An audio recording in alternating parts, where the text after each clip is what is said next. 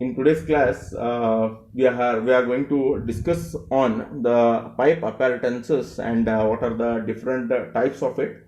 In the previous class, we have discussed on the different types of pipe materials that we need to have it, along with the advantages and disadvantages. So in today's class, we are going to see on what are pipe apparatuses and what are the different types of it. In the types, we are going to have the gate or sluice valves, then air valves, pressure relief valves, and then a check or the non-return valves. Okay, now first we'll see what are the pipe apparatuses.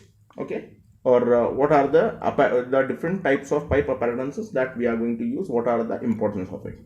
Now whenever we need to isolate or drain the water from the pipeline during testing, during inspection or cleaning and repair of the pipeline, there are a number of your apparatuses are required. So these particular apparatuses we call them as we are having such as gates, walls, okay, such, and then expansion joints, then encroaches. These are required during the inspection, testing or cleaning of the pipelines.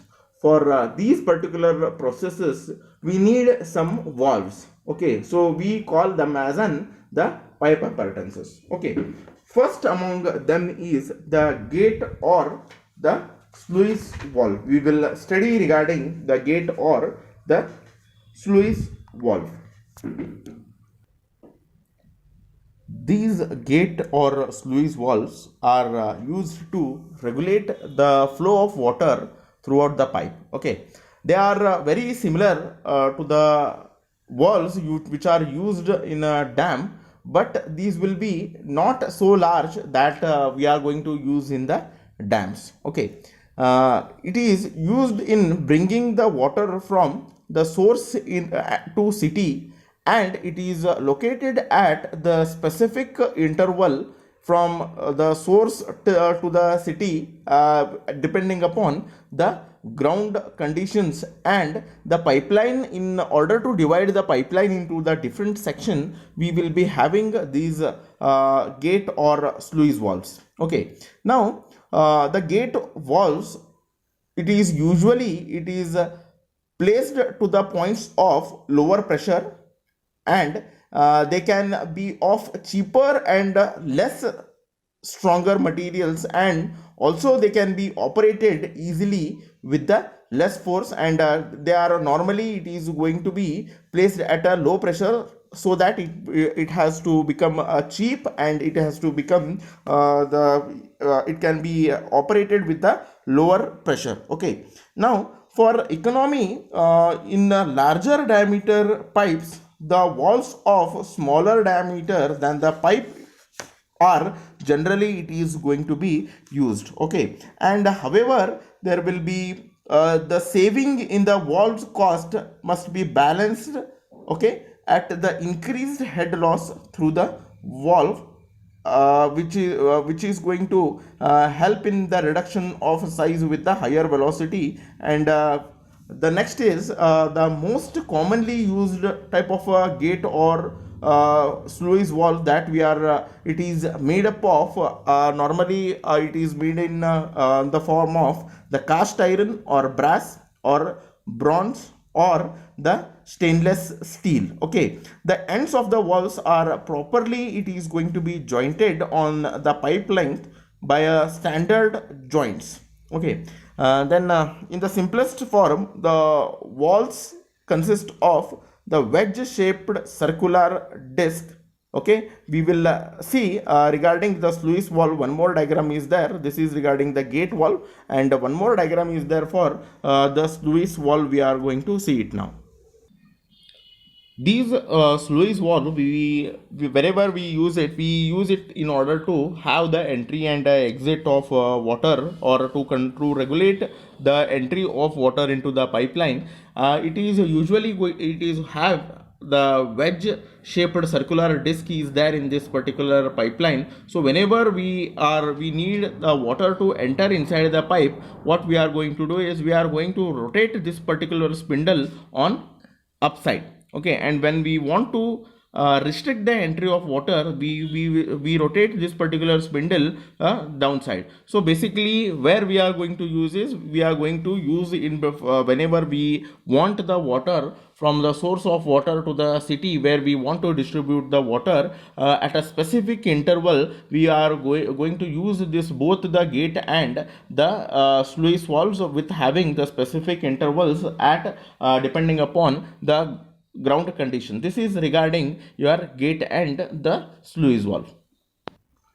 Now whenever the water is going to flow inside the pipe, it is always it is going to have some amount of air when the water is flowing inside the pipeline. This air tries to accumulate at high point and it may going to interface during the flow.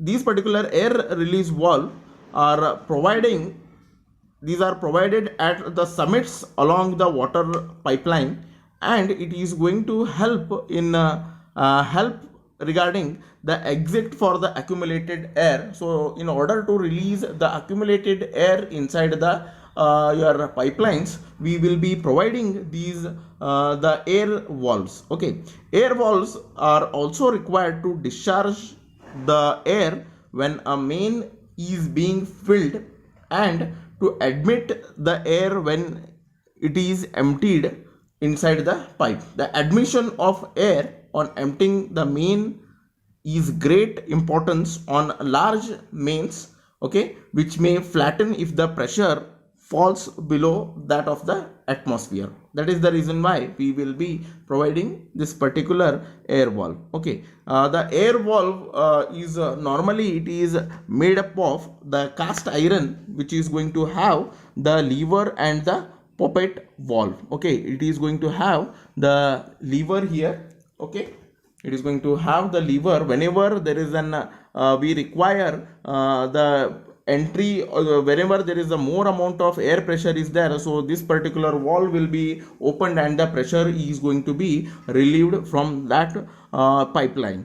Okay, and it is going to have this particular lever over here and the poppet valve over here. From here the pressure is going to be get relieved from the pipelines. Okay, then your under the normal conditions, the chamber is full of water and the float touches the roof. Okay, here under the normal condition, when the water is full, the float will be touching the roof of the pipeline. Okay, then then poppet then the roof of the chamber and the poppet valve is closed. When air starts accumulating in the chamber, the float is going to be lowered. Okay, when the air is going to be accumulated inside the pipe, this float it is going to be lowered, and then the poppet valve is open to release that particular air which has been stored inside the pipeline. So this is the reason why we provide the air valves. This diagram you are going to see, it is of the pressure relief valve. As the name is indicating, the pressure relief valve, what we are going to do in this particular valve is, whenever there is too much amount of pressure is there inside the pipeline due to the water pressure, we need to remove that pressure from that particular pipeline. So we provide these pressure relief valves. If we don't release the pressure inside the valve, then it may damage or it may harm the pipeline. So that is the reason why we need to provide this pressure release valve. As you are going to see the pressure relief valve, here there is a pipeline and here we have the pressure relief valve is there. Okay, and this particular pressure relief valve is going to have the spring. Okay, and whenever the water is going to flow in this direction, and if there is more amount of pressure, if adequate amount of pressure is there, then this particular spring with adjustable setting is going to occupy the space over here, and there will be no release of water will be there from the pipeline. Now whenever the pressure is going to be there, more amount of pressure is there in this particular pipeline, what it will try to do is it is going to try to pull these wall at upside, and here we are going to have the spring. The water will be, this particular valve is going to be moved upside due to the pressure, and the water is going to be released from this particular pressure relief valve. Okay, if we do like this, then there will be an adequate amount of pressure will be there inside water, and the water will flow very easily. If we don't release the pressure, okay, what will happen is there is too much amount of pressure will be there inside the pipeline, and it may damage the pipeline system. So that is the reason why we are going to have these kind of pressure relief valves in the pipeline. These pressure release pipes or the pressure release valve where we are going to provide is at a smaller, the pipes of having the smaller diameter, and it should be provided at a regular interval of time, so that whenever the emergencies are there, or whenever the too much amount of pressure is going to come on the pipeline, at that particular time these automatically the pressure is going to be released by these pressure relieving valve, and the entire pipeline is going to be at the safer side due to the higher pressure, or we call this water pressure as an water hammer effect, so it can be saved from the water hammering effect. Okay, so this is the importance of the pressure releasing valves. The next type is the check valve or the reflex valve. We also call it as non-return valves. As the name is indicating, that is non-return valve. What is the work of these particular valve is they are going to prevent the water to flow back in the opposite directions. Means whenever the water is going to flow in one particular direction, suppose it is going to flow in this particular direction, and due to less amount of air pressure, then less amount of water pressure, what may happen is the water may again it is going to flow in the opposite direction. In order to prevent that, the back return or returning back of water, we are going to provide this particular the non-return valve in order to prevent the backflow of water in the opposite direction. They may be installed, or it is on the deliver side of the pumping, so that to prevent the backflow of the water. Okay, so when the pump is going to be stopped, these check valves are installed on pump discharges to reduce the water hammer forces. Okay, such valve will be very simple swing check, or we are going to have these valve devices in the small lines but in a larger installation. They should be designed to close slowly. These particular valves should be designed to close very slowly, usually the discharge of water through the bypass. Okay, then check valves are also required at interconnection between the polluted water system and the potable system, so that they can prevent the entry of the polluted water into the pure water. The check valves installed at the end of the section line is also called as an foot valve. Okay, this is regarding your non-return valve or reflex valve or the check valves. So we have finished the different types of pipe appurtenances that we are going to use. That is the gate valve. Okay, the importance of gate valve is it is going to provide the in between the source to the distribution point at the particular intervals Then next we have seen the air walls. The importance of this is the extra amount of air pressure whatever is there in the water line that it is going to remove, that is the air walls work. Then the pressure relief wall is going to help to remove the extra amount of water pressure whichever is there in the pipeline. In order to prevent that, we will be using this particular pressure relief valve and the check or a non-return valve in order to prevent the backflow of water into the pipeline. We will be using the check or non-return valve. So you need to keep these main points regarding the different types of valves. Now we are going to see that is one more small topic, that is the factors affecting the selection of the water pipelines. Okay,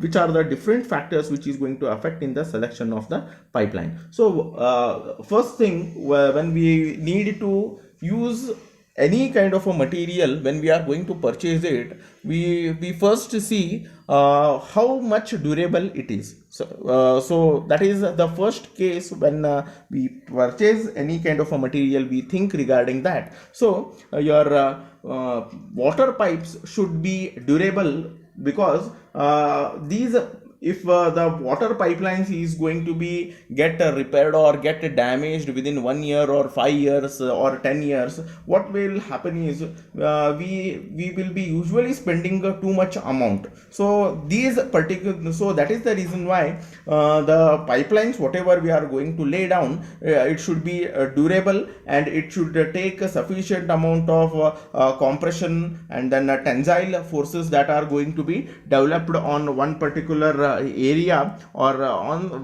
the ground. We are going to have some amount of compression tensile forces that are going to be coming on these water lines. So it should be sufficient, it should have the sufficient capacity to withstand all these kind of a load. Then it should be free from corrosion. If they are going to corrode, then what will happen? Again, the life of those particular pipeline is going to be get reduced. So that is the reason why we should take care regarding whenever we are going to choose these pipeline, they should be free from corrosion. Okay, then third is they should be lightweight. Okay, if they are going to be lightweight, then the working will become easy, and during handling and transportation and laying of the pipeline is going to be become very easy. So that is the reason why when we are going to have these select the pipeline, it should be having the lightweight and it should be easy to transport. Then it should resist to the weathering action. If there isn't too much amount of moisture,